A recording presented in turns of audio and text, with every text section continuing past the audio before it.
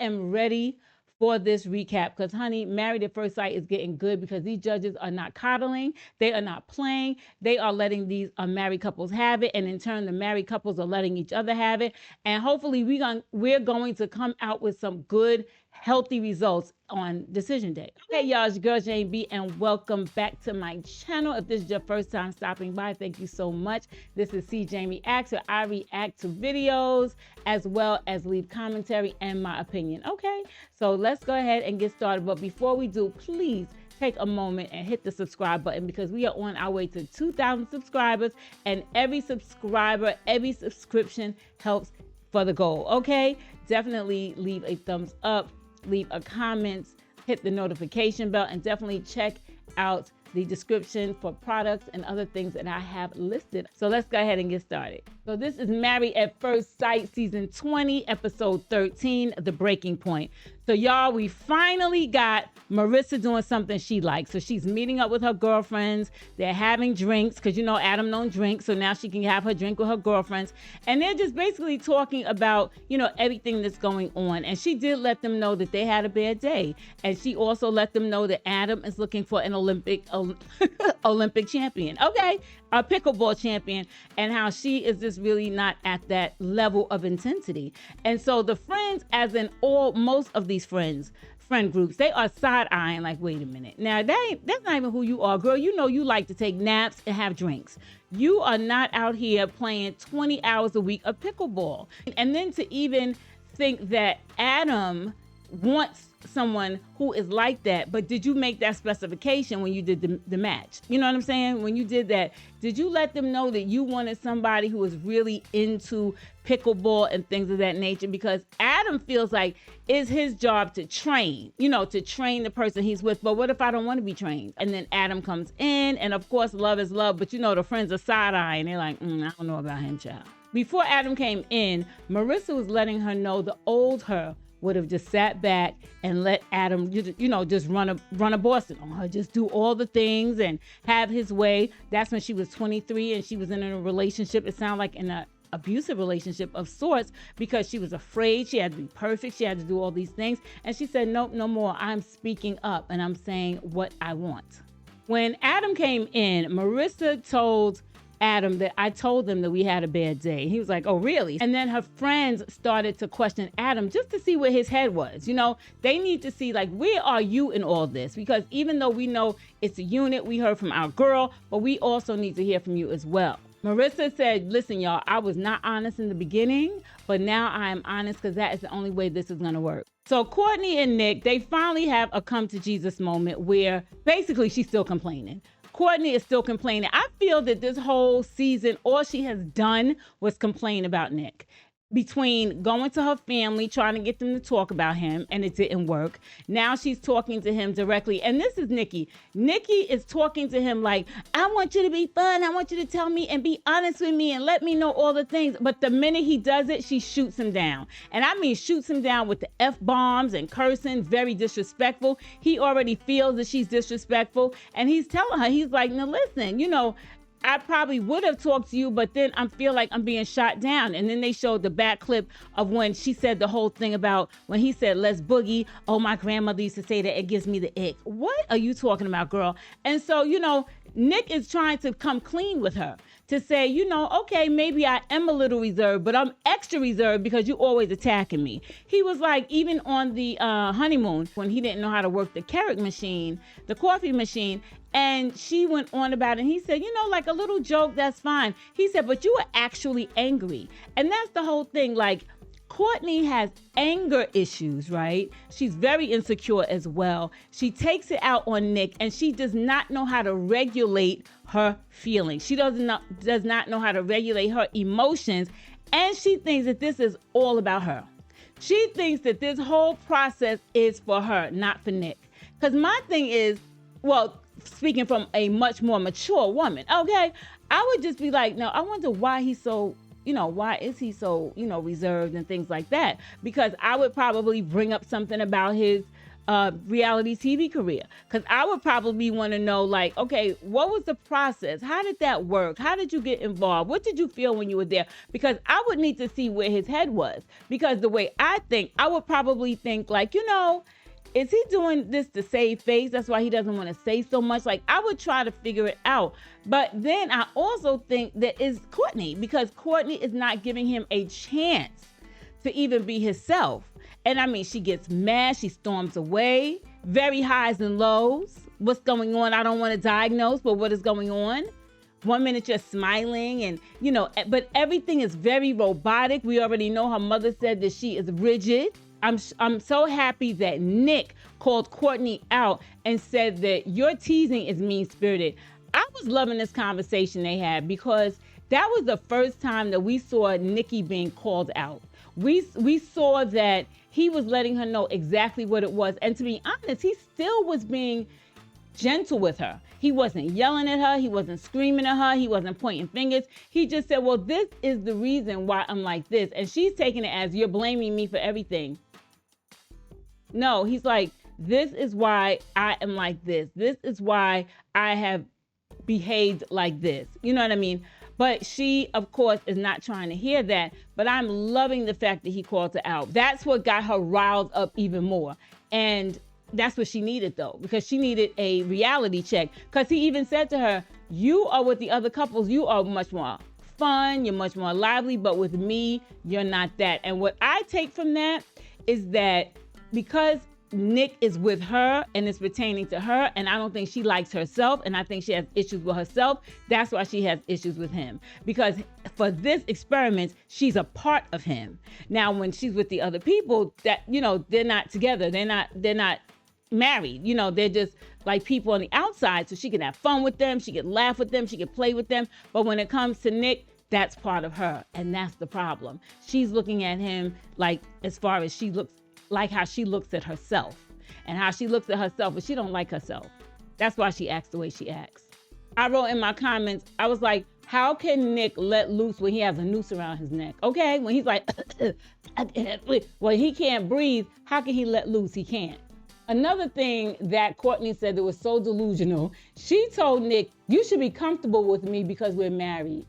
I married a stranger. I don't know you at all, okay? And not only don't I know you, but you're not even giving me the room or the space to feel comfortable. She has these preconceived ways that things should be just because you're married, and it was all about her. It was never about Nick.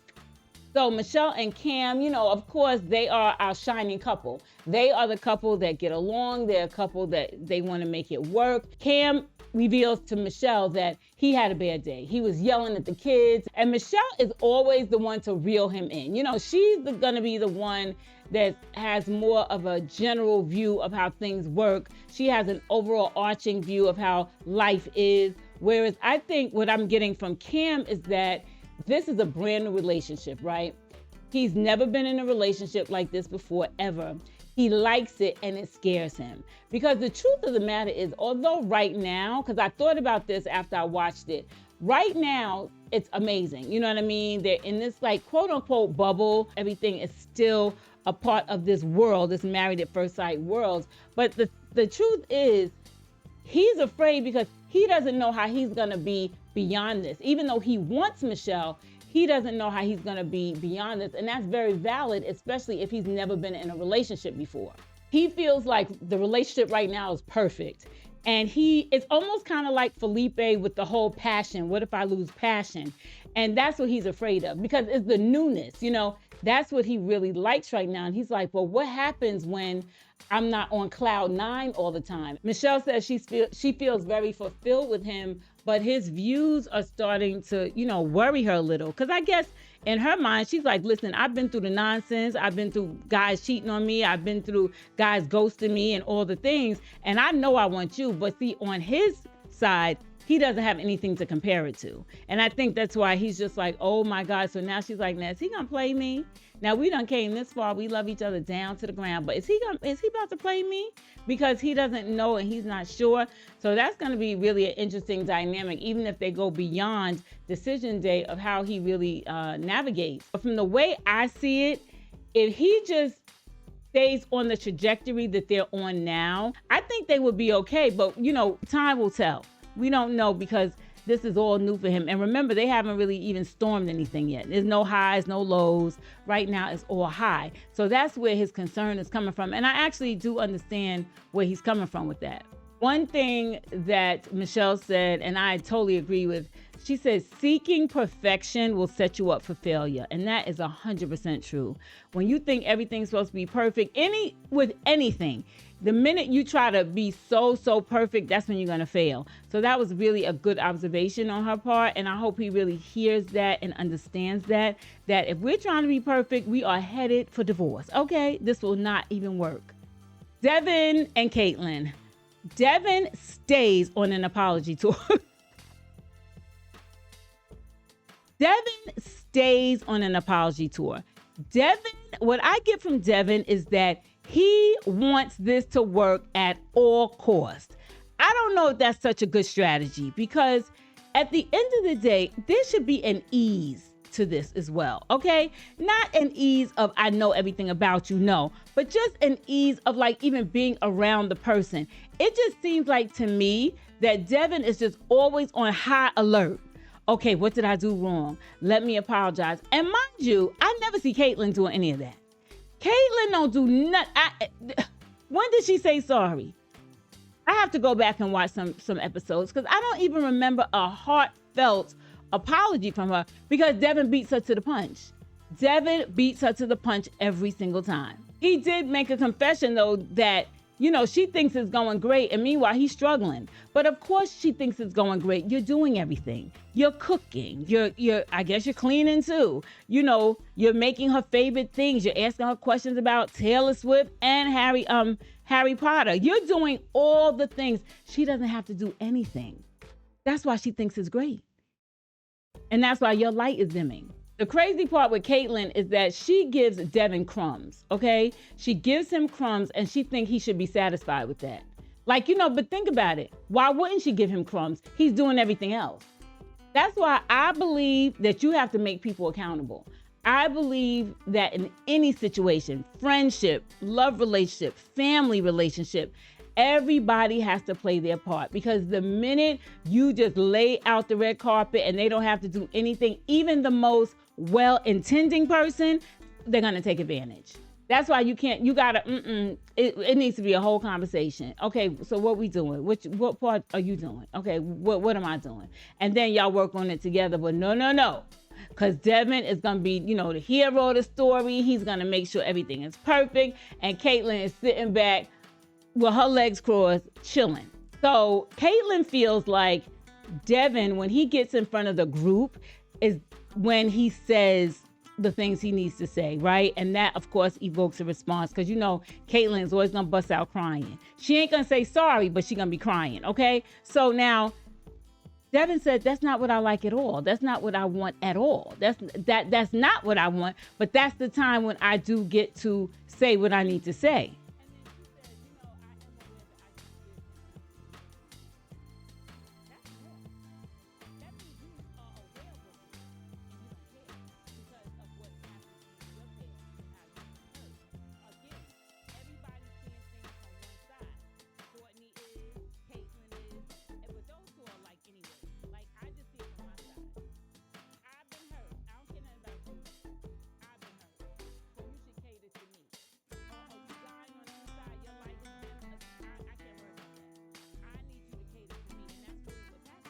Caitlyn is delusional too, because Caitlyn said after, you know, her and Devin had their talk, she said that was just a 15-minute conversation we could have had and it would have been solved.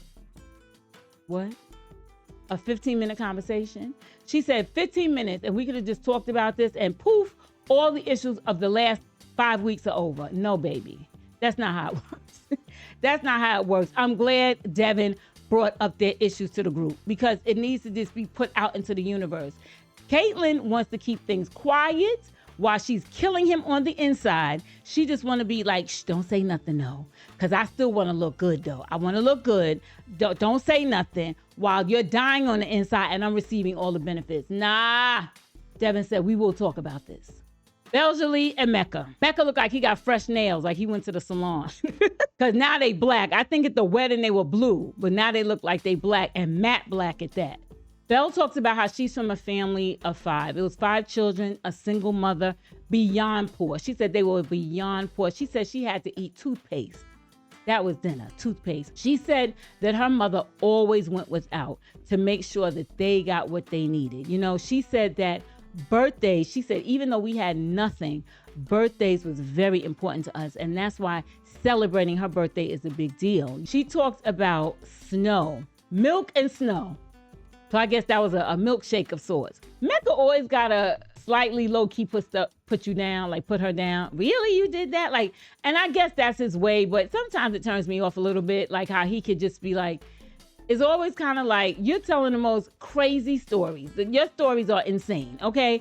But yet I say one little thing and you like, what? That happened to you? You know, that kind of thing. But anyway, Mecca talks about how he was jealous of his brother and sister because they would get the latest iPhones. And Mecca, you know, always defers to, well, I was bad and that's why I didn't get it. And my father said, I don't care nothing about them. I just care about you. And, you know, he was always in trouble. Mecca does that a lot. He talks a lot about how he was in trouble. That's always his thing. So, of course, Belle got to come and soothe, you know, she got to soothe the savage beast. Oh, no.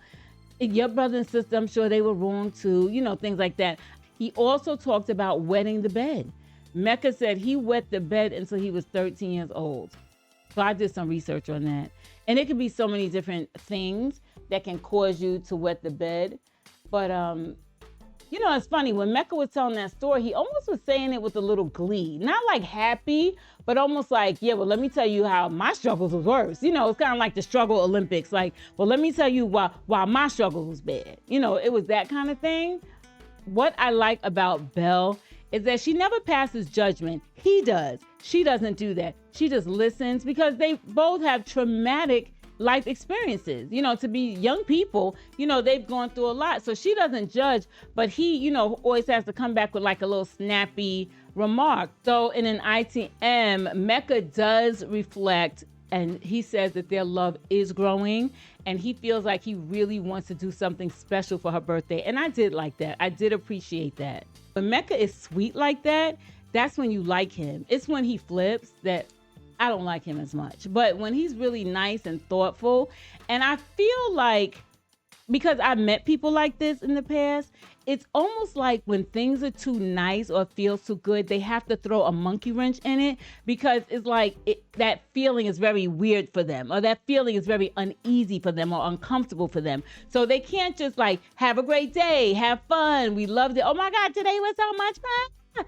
No, they got to throw something in it just to stink it up a bit. And I think that Mecca does that a lot.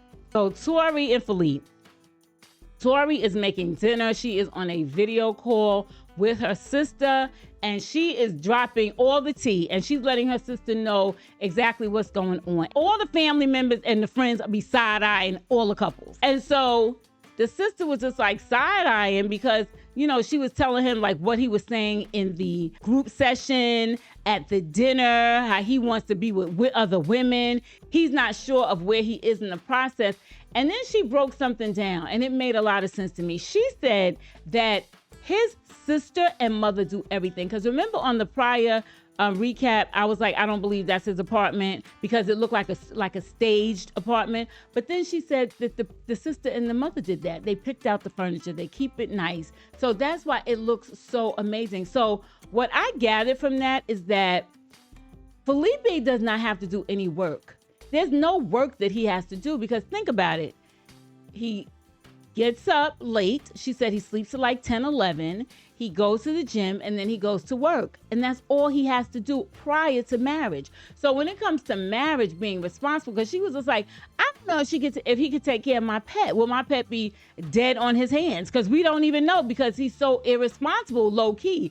That's what she's saying. And that's why it's like, if you're not taught to be responsible, right? If you're not taught to be in charge of things and you have to deal with the consequences, then of course you don't want to be married and you just want to get with the next chick.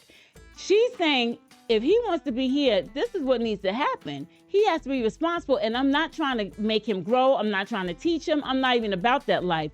He, on the other hand, is so spoiled from his family.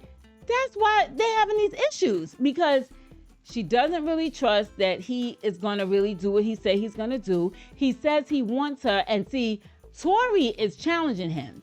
Tori is challenging Philippe in a way he's probably never been challenged before, because they're actually married, right? They're living together. They have this whole situation together.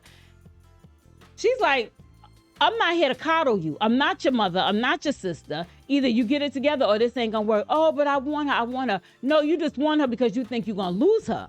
But then when you have her, are you still gonna be messing with the girls down to the restaurant? Is that what's gonna happen? Because remember, you have not been taught responsibilities. If your mother and your sister is doing everything for you, all you got to do is host people at a restaurant, drink with them, and then sleep with the women. What do you know about being loyal, being faithful, being committed? I don't think he knows a lot. See, Tori, on the other hand, she took care of her sister. She has this important job. You could tell she's responsible. That's why Tori, when Philippe's talking and all this nonsense is going on, she's like, she's not even giving you no expression. She said, because I already know what I'm going to do. I've been down this road before. Philippe is the one that this is new to him. But this is going to be an eye-opener. Because even if he loses Tori, and like Paul said, she get with the next man, now he going to be hurt. But you're going to be hurt. Why? Because you didn't want to do what you needed to do? It's almost too late for me. For me, it's almost too late. This is a grown man. He has already been spoiled. He's already has his bed made for him, like literally and figuratively. He is used to getting what he wants, doing what he wants. So what, in 2 weeks? So he said, I got a week to turn it around. In 1 week, you're going to turn it around and be the man that Tori needs? She ain't picking him. Because Tori, I believe, could see up the road, been there, done that. She understands how things work. And she already could tell. She said, I know this already. I know this type already. So Felipe, he could pretend and think he going to get it together, but I don't think Tori's going to say yes. So now it is Belle's 29th birthday, and Mecca got it all set up. He got the candles going, almost burning down the apartment. He had all the candles. I think he had 29 candles on that cake, because it was a lot of candles. He had everything set up. And this is the side of Mecca that I like. I like this Mecca. So she comes in and, he's like, wait. She comes on in. He's ready. He gave her, first of all, the nice cake, whatever. He got her, the first gift was she said her angry food. Like she had snack Cheetos, all that kind of stuff, junk food. So she had the junk food. She's like, oh, well, whatever. Then he was like, okay, so now he gives her a purse. I don't know what purse that was. Y'all let me know. Y'all drop down in the comments and let me know if y'all know the brand of purse that was.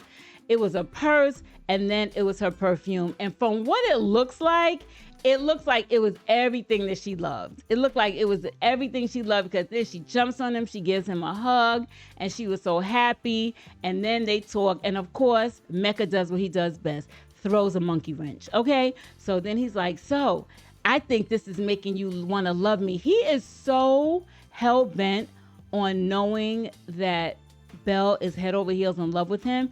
And I have two theories. Either he wants that because he's so afraid and unsure, and he just wants to make sure she loves him, or he wants to do that whole narcissistic thing where once you find out they love you, now you're going to show your entire ass. And there's going to be highs and lows and love bombing and low moments and angry moments and, discarding moments. That's what I'm getting. She already said it. She said, here you come with the BS. She already knew, because she knows him by now. Apparently, this is a pattern, because when she said, oh, here come the BS, I think this is gonna really make you love me. I think partly he's doing things because he is listening to her, but I think the other part is he's doing things because he's really trying to win her over, but he doesn't even know how to do it in a cool way. Because to me, if you do all these things for me and then you turn and throw a monkey wrench, take everything back, take all your gifts back. No, thank you, I don't want them. Because I'm gonna feel like you're not really doing it for me. You're just doing it for brownie points. And I don't like that. They're both playing games without exactly saying what is. And again, it would be exhausting for me. That would just get on my nerves a little bit. I would just be like, can we just have a good night where you give me gifts and we just talk about the gifts and we just talk about your effort for the gifts and how much I appreciate you for the gifts and all that. And then we call it a night. Does it have to be some muddying of the waters? But that's Mecca. So now Tori and Philippe have a conversation. He comes home and they're having a talk, and she immediately wants to talk about her concerns. And her concerns are, are you gonna let my pet die? Not really, but somewhat. So she was like, this is the thing. I am working harder being married with you. Like, my life is not easier with you here. My life is harder. She said, I have a very important job. I have to be on calls at 6 a.m. And I need to know that if I need you to take my pet to the doctor, to the groomer, whatever the pet needs to be, however the pet needs to be taken care of, are you able to do that? Will you be able to do that? Now, of course, what does he say? Oh, yes. Because he's going to overpromise you down. He's going, yes, I could do that. He's super agreeable. Like, oh, yes, I can do that. But you haven't been doing it yet. So the feeling I get is that he just says things and is not going to really do it. Or he'll do it for the moment. He'll do it for like 1 or 2, 3 days and then go back to his old ways. Because he was like, oh, no, absolutely. Yes, I can help you. Really? And what's crazy is that he hasn't even noticed that her life has been harder. Because he's just doing his thing. He's sleeping until 10. He's getting up, going to the gym. And then he's going to work. Let me tell you something I know for sure. Men are going to do what they want to do. They don't care. You can have 20 kids. But if they bowl on Tuesday at 8 p.m. with you and your 20 kids, they're going bowling at Tuesday at 8 p.m. That's men. So he's not even concerned about anything she got going on. All he knows is she's hot. She look good. That's all he knows. I want her in my life because she's hot. Mind you, her life, her workload has probably doubled and tripled. He don't know a thing about that. But then he talking about, I still like to have sex and be with other people. He would have been kicked out if it was up to me, to be honest. Because knowing how life is and knowing that you're dealing with adults. Now, children maybe 0 to 5, you could kind of change it and steer and guide. Grown adults who have been doing things all this time, that's who they are. So good luck with thinking he's going to change in a week. And again, with these people who are getting their way, i.e. Caitlyn, he's like, oh, I think this is great. I think our relationship is great. She said, I don't. Because the person who's getting their way, the person who can do what they want, the person who has no responsibilities or obligations or accountability, of course they think it's great. It's like, oh no, this relationship is amazing. She said, no, I don't think so. She feels like Felipe is inward. Everything is in. Everything is about him. And she feels like he is not curious about her in the least. And he's not. Because even after she said that, there was still no follow-up. It wasn't a follow-up of, what can I do to make this better? It was just like, oh, okay. Felipe says he wants to change because he really likes her. I personally think that Felipe just says whatever is in the moment, whatever feels good in the moment, because that's probably how he's gotten through life. He says, because he seems like a schmoozer. Like, he can schmooze his way through anything. So he just probably tells you exactly what you want to hear. And then after that, he goes on and keeps doing what he's been doing. Nikki and Sean, they're at these little cute dates. They are at a date where they're making candles. I've always wanted to do that because I love me some smell goods. So they were making candles. It was a really cute date. And they were just talking about finances. And Nikki was saying that she would want it to be a situation where they put money into an account together, like a joint account. I think she said like $2,500, and that would be the money that they would use to live life. I guess, maybe for bills and for also entertainment. She didn't say that specifically, but she's thinking that that's what she would want. And then Sean was like, no, I would want like just all my money. I would want to put everything together because he doesn't want to work forever. He wants to have properties and he wants to, have vacation homes and, all the different things. So that was just interesting. She said she felt that was a good thing. She felt that they were on the same page, like financially, and that was good for her. So now all the couples are getting ready for the group session. You have Belle out here looking like a whole Barbie doll because it's her birthday. She's like, we will be celebrating the whole week, okay? Because we'll be celebrating in group therapy. So she had her whole pink. I mean, she be doing it up. She be doing the most. It's cute though. I mean, it looks really cute on her. So I'm not mad at all. But I do notice that Mecca is wearing that hat. Now I need to know where your barber is, because that's what that hat is. Somebody probably said your hair looks ridiculous. Because I'm thinking like, you are on national TV. How is like, and you're a black man too, because you know, black men tend to be real funny about their hair. Black men want that haircut. They want that hair done right. And the fact that you're out here and your hair is not done at all. Where is your barber? Where is the barber from the wedding? He busy? Find him. Fly him in. You need your hair done. And I hope a decision day that hair is done. Because see, I would say no just because the braids is messed up. Where's your barber? But anyway, so they're all getting ready for the group session. So Nick and Courtney are getting ready. And of course, Courtney is still complaining because that's all she does, and say going back and forth. And it's the same old repeated conversation, if I'm being honest. It's just the same of, I want you to be more this. I want you to be more that. Bop, bop, bop, bop, bop. I was open. You wasn't open. Why are you not open? It's the same thing. Nick said, I don't know if this can work long term. I'm glad you finally realized that, Nick. He pretty much said, listen, this relationship is surface level because I can't trust you. Because if I do say something, you're going to criticize me. I mean, she even criticized the first place he said he made out when he said he was in his grandma's closet with the dolls. And he had to lie out of that because I do believe that's where he was. And he said, oh, no, I'm just kidding. No, you wasn't. You was lying because she's criticizing you. He's ready. But I said a few episodes back, I was like, Nick is not picking Courtney. He is not picking her. I knew that from a mile away. Okay.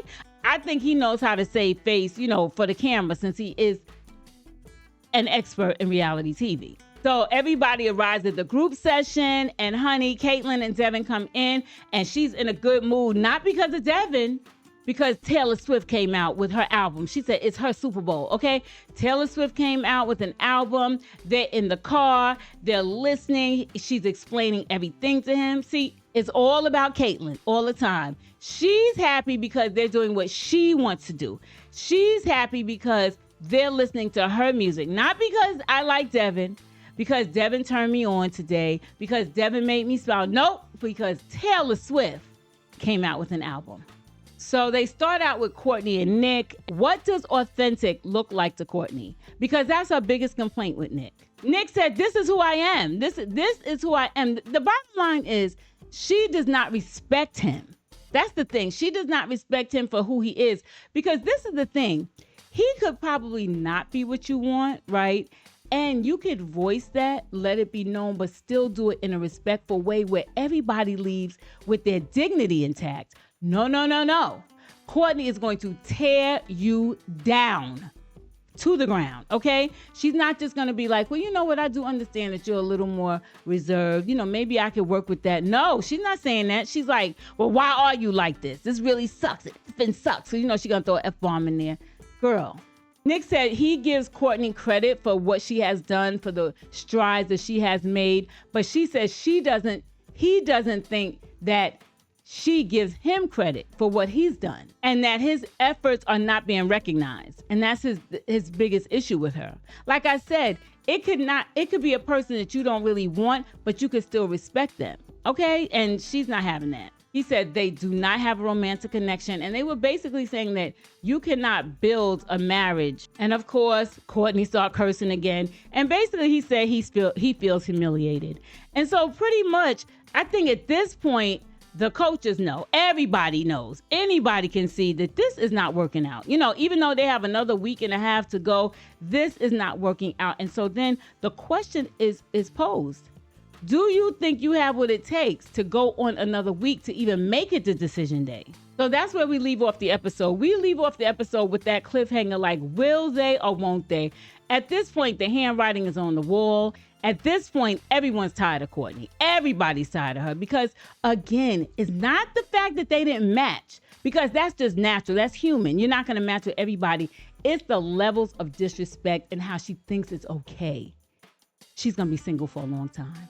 or she's going to be with someone that she can run over, curse at, humiliate, or she's going to be with somebody who's abusive to her in some form or fashion. That's the only thing that's going to work. And I'm surprised and I'm curious to know where the parents fit in. Like, because for her to be where she is and the mindset that she has anyone talked to her? Like, have the parents, they know she's rigid, but does anyone try to get to her? But I'm not sure. But this is where we are, okay? So listen, if you made it this far, definitely leave an orange heart in the comment section. I would totally appreciate you.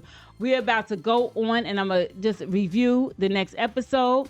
We are ready. Don't forget to like, comment, subscribe, hit the notification bell. And until the next time, peace.